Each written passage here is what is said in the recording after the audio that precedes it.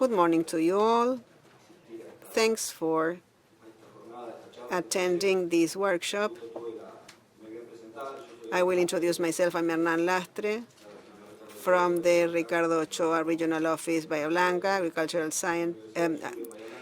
engineer, graduated from the Universidad of Bahía Blanca, and I met these two technicians in prior congresses, two people who think about production differently and who try to look for different options and alternatives towards soil improvement and sustainability.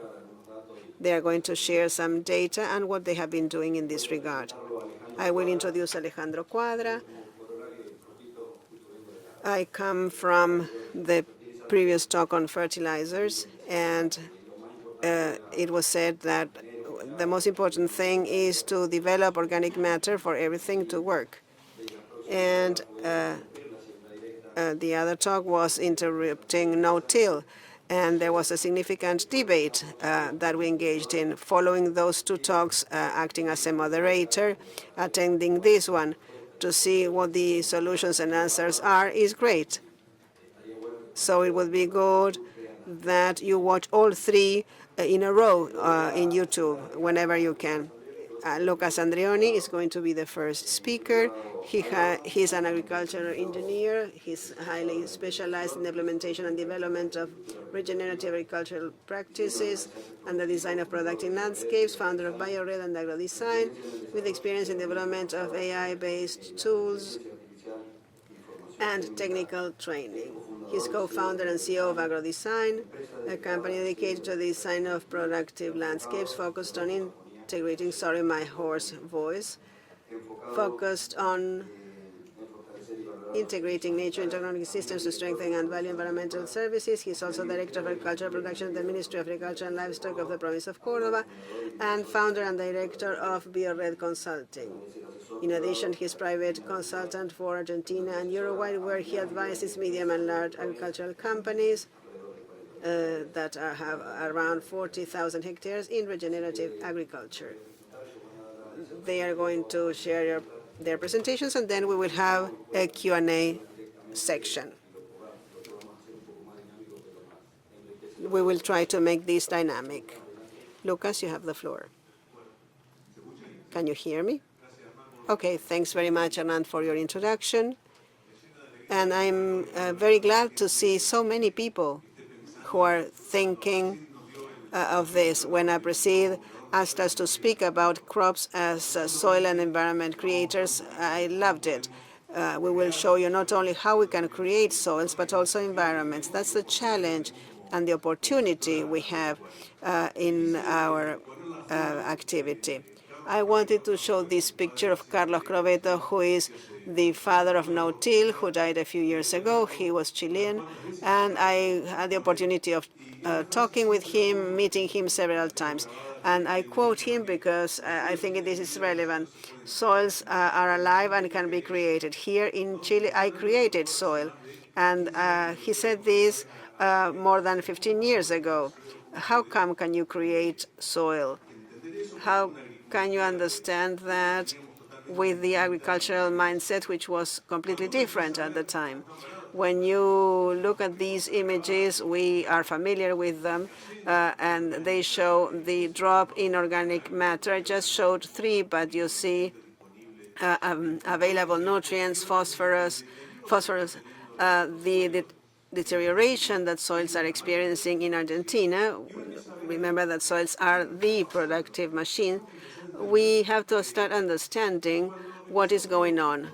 So what can I present differently from what you have heard? A couple of years ago in the south of Córdoba, we conducted this task. This was woodland, 100 hectares in the south of Córdoba, which there were trees at the time, pastures as well, and they were fell and used for agriculture. This sector had been used for agriculture for 40 years, and then there was another one that was used or has been used for agriculture for 2 years. Look at the pictures and the differences. They speak by themselves. see what the soil is like, what their structure is, and how in 2 years there is an impact. And remember, this is a field with good rotation. That was the first year when they started using service crop. But notice that there is impact on the soil already. And after 40 years, a field that is fertilized and where the rotation takes place, there is indeed soil degradation. I have had the opportunity of traveling to the north of Argentina, and in young soils with 10 years of agricultural practice, the deterioration is significant. And when you witness that deterioration, I have summarized it here, but to see the trend, look at the pH levels, how acidic the soil becomes when you practice conventional agriculture. What the drop in phosphorus is.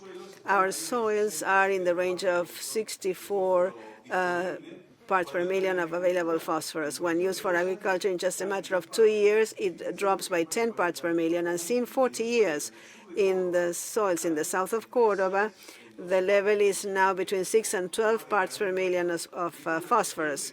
So, and this bears a direct impact on production. So when we speak of how to regenerate soils or how to think agriculture, we need to have this into account because we are having an impact on production. We had reached a cap in terms of soybean, corn in Argentina, and there is a decline in production. Look at organic matter figures. I could not hear the preceding talk, but they were speaking of regenerating organic matter, which at the end of the day is the buffer that will modify and contribute to soil regeneration from the biological standpoint, but we need to have the organic portion as well. See, for example, in the south of Córdoba, the value was 2.5, and today we do not find 1.95. We're closer to 0.8. So this is causing soil degradation. Look at young organic matter. I insist a lot on this because when you start reverting processes, the first thing you can measure is this, to see how you're improving your systems. See how we went from 60 tons per hectare, mineralizing the soil, how we strike a nutritional balance in the soil, to 12, which 12 is a lot, actually. In our area, with a good crop rotation, we have 6 tons. That is why I always like to show this chart, because this is a field where there is good rotation. Carbon, clay, compaction, all the data that I may share with you, soil microbiology, all this shows degradation. And when we speak of degradation, we mean the loss of ecosystemic systems. That is why Argentina is facing a huge problem. Soil salinization. Wherever you go, you find an increased presence of salt because of water table rising.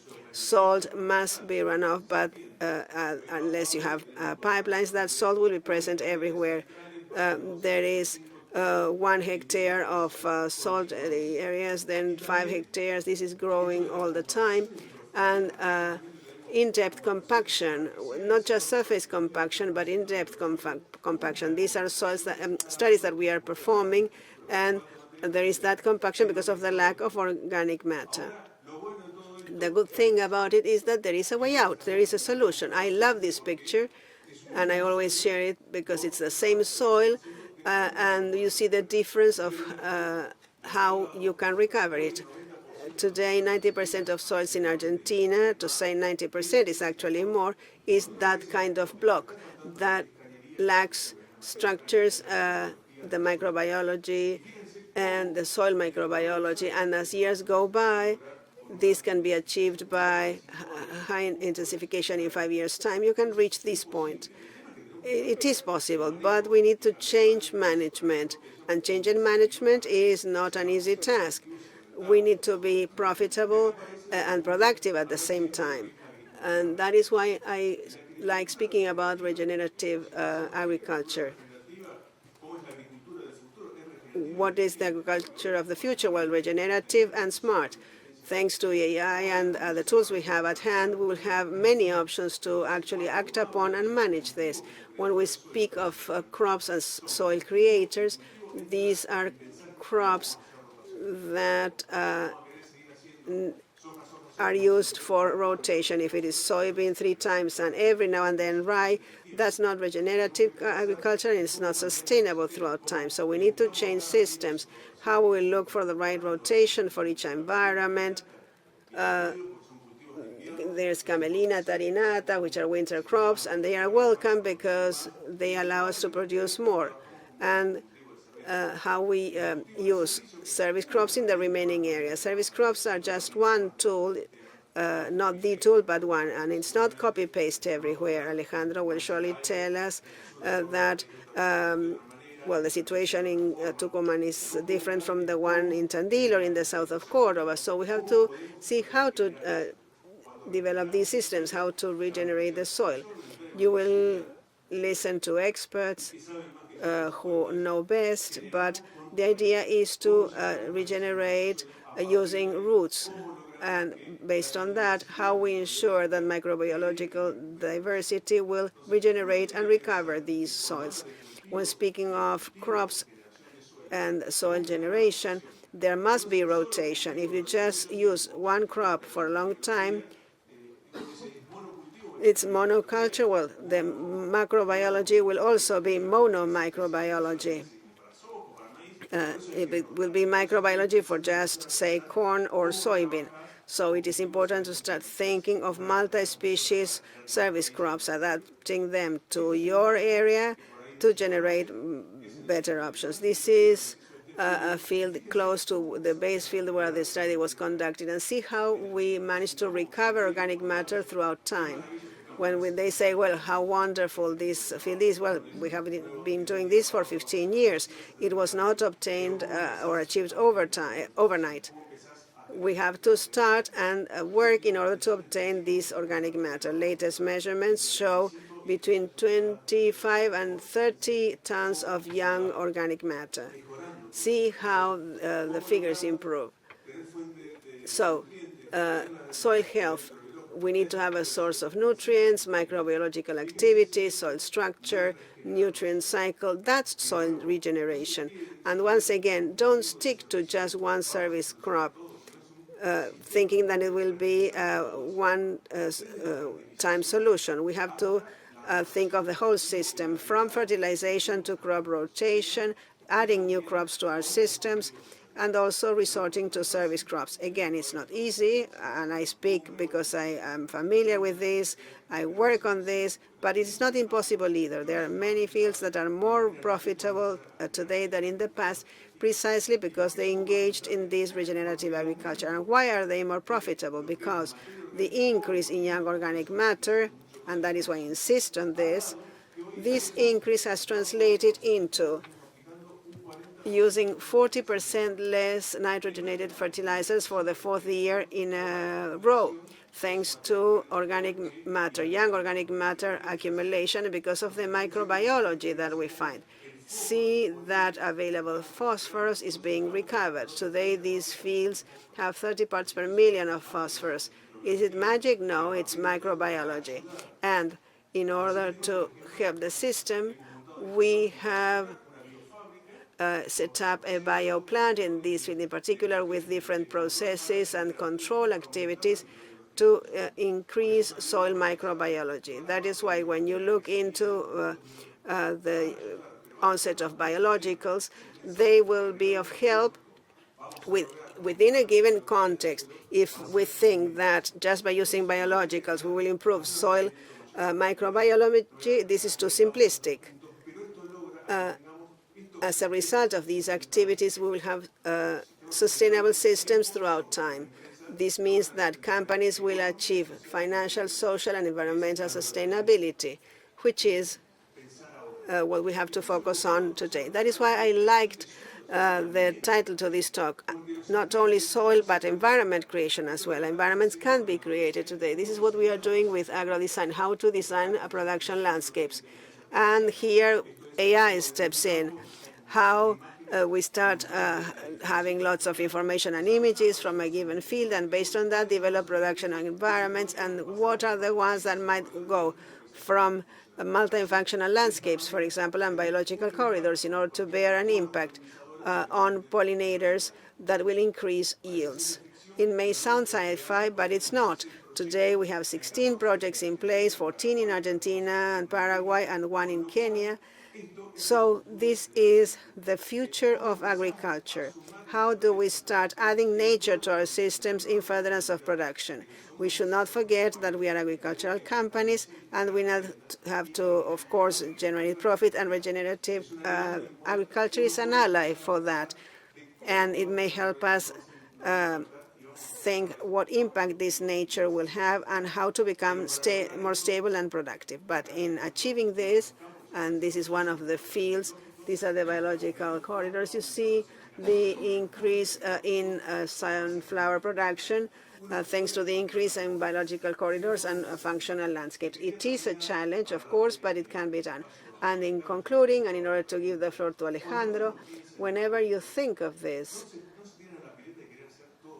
don't try to do everything at the same time. It's a process. Changes are processes. A dear friend of mine told me when I started, do little and learn a lot. As growers, technicians, I see many young people here, is precisely that. Let's do little, learning a lot in the meantime in order to change agriculture. We are facing many challenges today, but also we have big opportunities at hand. Thank you.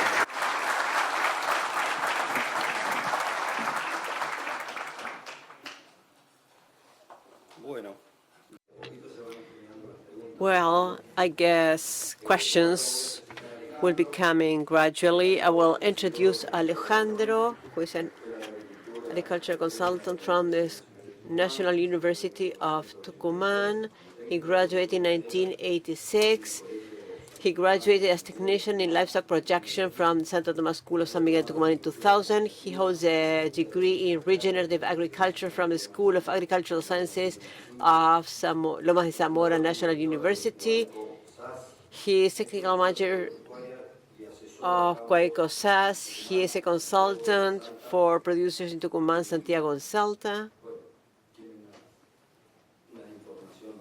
And he has very interesting information from quite different environments to share with us. If we can link the two presentations, I'm pretty sure we will be able to see that many things are common. How you can improve a system if you take a look at it as a whole productive system. Alejandro, the floor is yours. Thank you very much for your introduction. I'm very happy to participate in Aapresid for the 5th year on the row. I'm very thankful for that. And as Lucas said, this is the best title for this presentation, Crops as Soil and Environment Creators. My work was carried out in the northwest of Argentina. I live in the province of Tucumán, and I work along Road 34, along 800 kilometers, in the productive soils are the east of Tucumán, the west of Santiago del Estero, and the north of Salta province, where we have a large diversity of soils in Salta.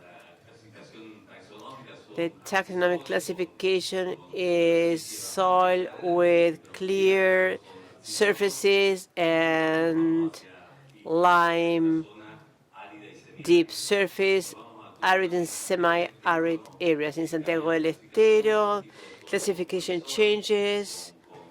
It's different types of soils with better horizon and better nutrient quality. And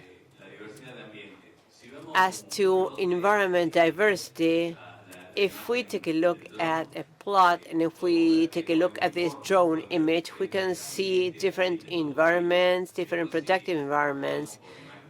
And if we use satellite images, which are so important today to define environments, we see NDVI being measured, and we see different production systems. The clearer areas are the less productive areas, and the darker areas are the more productive areas. We classify them as low, medium, and high production areas. Unfortunately, when we start visiting the fields, we see this very frequently. You can see Calicata here. You can see the soil with no structure, no roots. Then we see a crop, and there you can see low infiltration, low cover crop. And then we see corn with phytotoxicity because 300 days ago there was a bean crop, but with these soil conditions there are no organisms. There were no organisms, and 300 days later we still have phytotoxicity because of the previous crop, because of the products used for the previous crop. In the light of this, what do we recommend? Well, one of the recommendations is to intensify rotation, commercial crops and cover crops. In this case, it's an early planting. We had bulk planting with all-time equipment, and in this case it was black oat and veg. And you can see the mix of cover crop. Now, what do we get with cover crops? Cover crops are used to recover the ecosystem elements we had lost. Since cover crops stay in the lot, are not harvested, one of the things we get are the nutritional contribution. I said that we divide the lot into high, medium, and low production. Cover crops remobilize nutrients, they also do fixation, and this is what happened with veg in this case, and they take nutrients back to the soil. And as Martin Diaz-Zorita said earlier today, these elements are so important for crops: nitrogen, phosphorus, potassium, and zinc, which is a microelement, a trace mineral that is extremely important for crop development. Now, if we keep on with our analysis and we go to the biological aspects, what happens when you have cover crops? This is a field where rotation of cover crops and commercial crops had been taking place for 5 years. I'm going to show some of the parameters that show soil density, microbial community, and metabolic rate. The microbial rate, for you to understand, shows the relationship between the carbon of the microbial biomass and total organic carbon in the soil. How much organic matter comes from microorganisms? This is a parameter that shows with higher values that the microbial community is working perfectly well, and the metabolic rate is a relationship between carbon dioxide emission and the microbial biomass. This is the opposite of the previous rate. Ideally, we should have values that are lower, because otherwise this would mean that microorganisms are emitting too much carbon dioxide into the atmosphere, and we know what this means in terms of climate change and greenhouse gas emissions.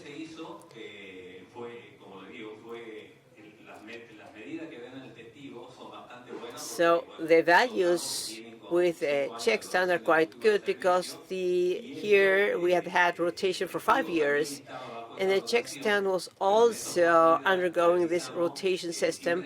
But in this case, we use different combinations of cover crops for the sake of comparison. And we can see that there are different mixes.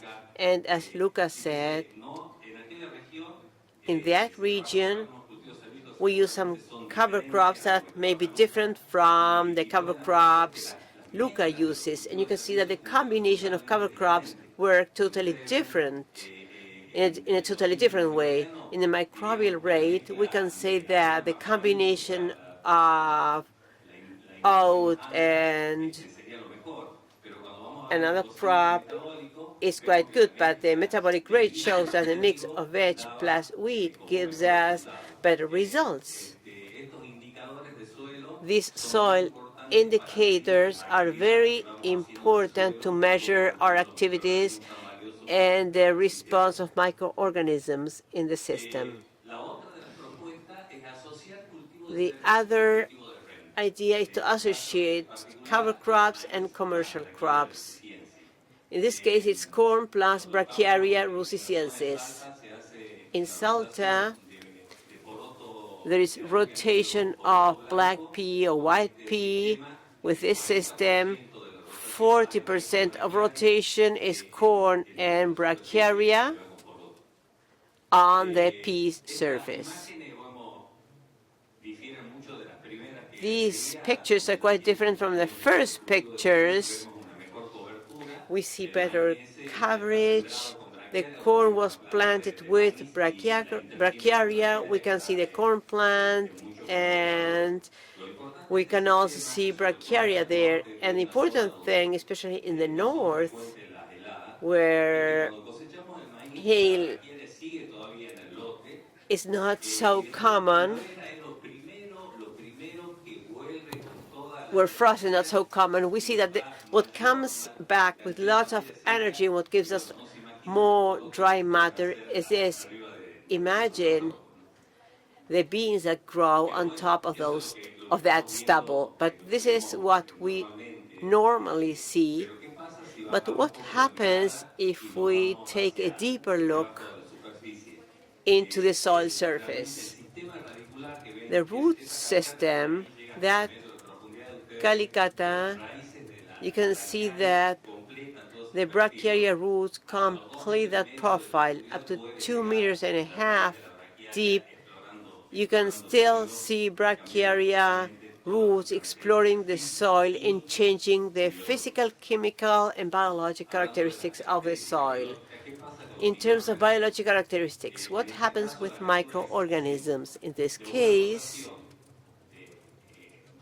we have rotation in the bean production system, rotation with corn or corn plus Brachiaria.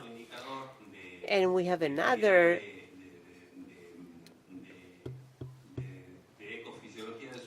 soil ecophysiology quality indicator, which is basal earth respiration. It's the amount of carbon dioxide emitted by microorganisms. But in this case, we don't know how many microorganisms we have, but we can measure carbon dioxide. The less carbon dioxide is emitted, the better, provided we do not get to restrictive levels, which in this case would be minus 0.10. But corn plus Brachiaria is in a much better condition, works much better with soil microorganisms than with corn. Rotation with corn is not enough. But the most important thing here is the last graph, where we added substrate, and we see the reaction of microorganisms. The substrate we added was glucose, and we see that in rotation with corn, the leap in microorganisms is not so big, but in the combination of corn and Brachiaria, the leap is much more important. In one case, microorganisms are working at their best. We're creating a much more favorable environment. Let's analyze soil chemistry now. We're comparing here a pristine situation. This is original woodland as compared to corn plus brachiaria or just corn. And the use of brachiaria as a cover crop as compared to only corn helps to stabilize pH. Organic matter gradually goes up. In the pristine situation, the amount of organic matter is such that with agriculture it starts to go down.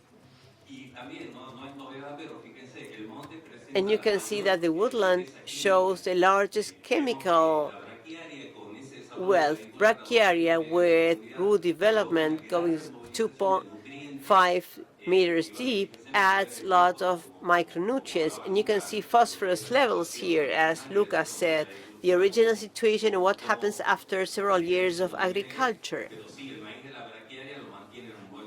But corn and brachiaria keeps it at a very good level. Now, if you take a look at nitrates, corn plus brachiaria and corn on its own show the same amount of nitrogen. This breaks a myth that you can have two crops together. Brachiaria is not taking or depriving corn from nitrogen. It actually increases soil filtration capacity, so there's more availability. This is the intra-plot situation. If we take a look at what happens in the edge of the fields, usually we have trees that separate plots or we have woodland. Here, if we plant crops, they are lost because there is no structure, no organic matter. The soil is quite deteriorated, and we recover it with cover crops. That mix that you see there, that yellow flower you see, it's a summer oilseed that provides lots of benefits in that area. And the other thing we do is we do not stop at the fences. Instead of having fences as reservoir of problematic weeds, we use them as biological corridors.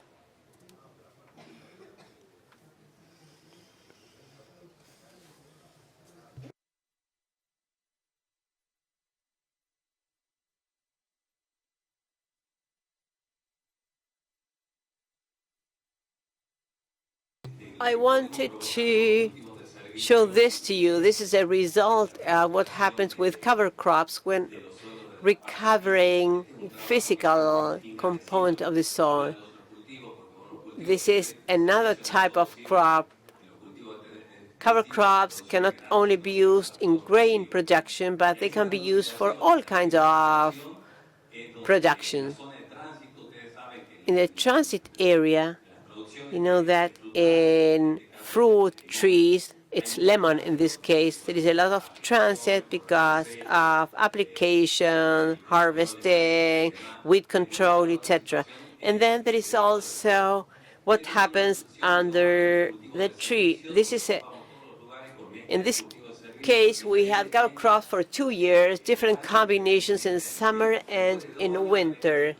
After 2 years of the sequence, we can see that with cover crops, the blue line, we cannot get even close to the compaction level we see with conventional management in that area, where number 2 shows the maximum limit based on which there is no further root development, micropora, there is no life at all. And under the trees, we also see great benefits. And I thought it was important to show this work carried out by the chakra system. We all know that carbon dioxide should be fixed to mitigate climate change. This work showing the carbon gap as part of the chakra approach shows that there are big opportunities because the soil can fix more carbon than the atmosphere, 2 or 3 times more. And this is a very interesting paper that I recommend that you read. And at the bottom, you see the comparison of the different levels of dry matter that we should have to keep current carbon levels and to reach reachable levels or the maximum, which would be the ideal for it to be a valid to mitigate climate change. With those levels, we might be able to stabilize 60% of agricultural emissions. I compare this to I compare commercial crops and cover crops in the Northwest. You can see that maintenance levels are around 6 tons of dry matter per hectare per year. This paper shows aerial and ground biomass, but my results show aerial biomass only. With beans crop, you can see that we're quite below current levels, the levels we should have to reach a balance. With corn, there is an improvement. Veg improves quite a lot, and one of the crops I mentioned is crotalaria,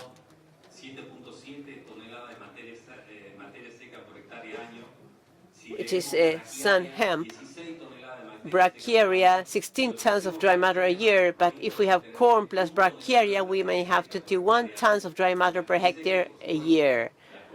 Obviously, climate conditions will allow for different mineralization levels, but these are potential carbon fixation levels that may be achieved through this strategy where we introduce cover crops in rotation and as part of commercial crops.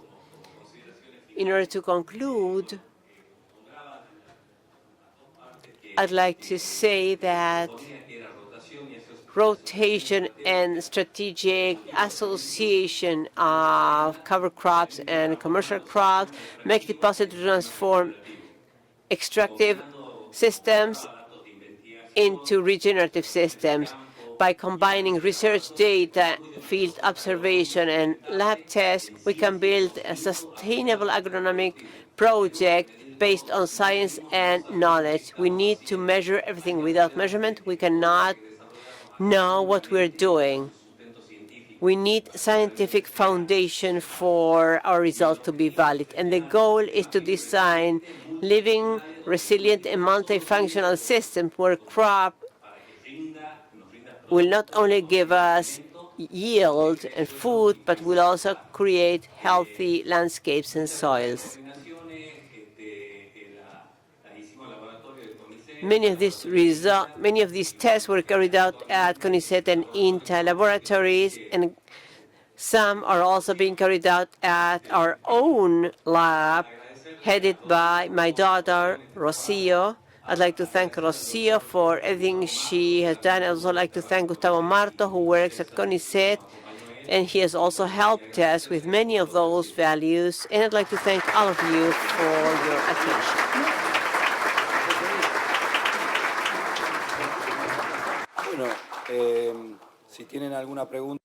Well, if you have any questions, you may raise your hands, and we will hand over the mic. In order to break the ice, one of the questions that always comes up, because I engage in that, and we need to engage in regenerative agriculture to be sustainable from what we regenerate. What would be, for you two, the largest hindrance when it comes to speaking to a grower and put forward different practices or a different approach? I believe that one of the biggest obstacles is that there isn't much experience, and we must do this by area. We were perhaps used to an agriculture where what we could do in one location could be done elsewhere, like the Happy Meal in McDonald's that can be used everywhere. But I mean, coming out of your comfort zone is difficult, very difficult, and here we have to do away with existing paradigms. Production levels are lower and lower, costs are higher and higher, so we need to find new solutions. And more growers, and this is positive, are starting to work on this. So we need to take a step further and do little, gain experience, and scale up the process. Any other question? Alejandro, would you like to expand on that? Yes, I believe that it especially has to do with pulling down myths. There's the fear that the service crop will take water from the other crops and take away nutrients, and it's the opposite. It's something that contributes to regenerating the system. So I share Lucas's vision in that we need to continue disseminating this. It's plenty of work, many hours, great effort on the field, but we do what we are passionate about. And there's a lot to be done, and there are no set recipes. I cannot say that what I do in this field or in this plot you can replicate in your field or lot, because situations differ. There's another question there at the back. Hello, I wanted to ask you the following. You are very much focused on the microorganisms. When we go from the woodland to the crop where organic matter is lost, by listening to what you say,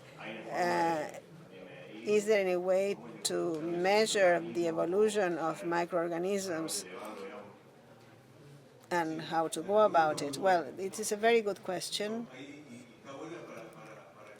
And to clarify, we sometimes show something which is pristine and how it gets deteriorated. We need to know that whenever we step in, there will be degradation. What we can do is mitigate the degradation by management. When we engage in agriculture, well, there will be a disruption in production systems, and we do not have the opportunity of having the same microbiology in a production system vis-a-vis woodland. But everything is so degraded, we need how to improve it. Service crops rotation also have a limitation. Those crops are for 4 months only, not just the whole year. And think of how we may stabilize, reproduce compost through microbiology to retain it in the plot. Well, that helps. How? Through technology and new processes, we can add further stabilization and measure that. You can see what is the microbiology present in the soil and see whether there is any balance. The fungus-bacteria ratio today is imbalanced. There are a few fungi in the system, so how do we recover that? With living soils, soils that have roots, microbiology, roots that will provide an exudate and that will generate that symbiosis. We are measuring that, and improvements are significant. And ever since we have had service crops, we have improved soil microbiology, and we have to see how, through other process technologies, we can make a contribution. It's fundamental to make measurements, see where we're standing, and what we are improving, and how we are improving. There's another question at the back. Congratulations on the work you are doing in soil regeneration, in improving, maintaining soils. We are convinced that that's the right way to go. The question is, the peanut planted area is increasing. If we are on the path of no-till, of regeneration, of crop rotation, that peanut that is being grown in a given year, can we measure the economic impact it has? Is it something subjective? Well, you should not grow peanut because you will detour from the right track. There is a significant income generated by peanut, but how much are we losing and what is the impact? Thank you. I will take the floor because I'm from the peanut growing area. Peanut is a crop that generates disruption, just like a potato, those that run under the soil. Organic matter is affected and burnt. But what I always think, and this is my position as an agricultural scientist, is whether we have to stop growing peanut or grow it in a fashion that will not generate so much impact. The problem is that there is no adequate rotation. You go from soybean to peanut, then soybean 3 times, so there will be no recovery. We are having experiences with service crops before peanut crops, and the underlying rotation is with wheat, corn, or service crops with high carbon sequestration capabilities for the soil. So there will be a disruption, that's for granted. But what is important and think of is how to mitigate. If you are going to use peanut crops every 6 years with intensive rotation, you will be greatly mitigating the impact. But if you will be growing peanut once every 2 years, as it is the case today, there is no way that you will recover the soil or mitigate that impact. It is not the peanut crop that is to blame, but how it is grown in many areas. We may speak about rental fields, for example. When you do this, what is the possibility when you have annual rental agreements? So how can we develop proposals to be put forward to growers that own land so that they will increase their capital and engage in 3-year agreements? How? With management or through management, you can make the most in terms of mitigation with crops such as potato, peanut. Is it that you're going to stop growing peanut or potato? No. So how can we be smart enough to mitigate the impact? I can share the studies we have performed, for example, with peanut crops. And if you want to have peanut in the plot, you have to perform rotation every 6 years. We are past the time, so let me add the following. In the north of Salta, what strikes me is the following. I showed the fields managed over the past 3 crop years, where we did have harvest. In those that were managed conventionally, we had no harvest. And out of the crops grown there, and because of the management practices implemented, those fields are starting to grow peanut. And that is a source of concern. A round of applause for the speakers. Thanks for your time.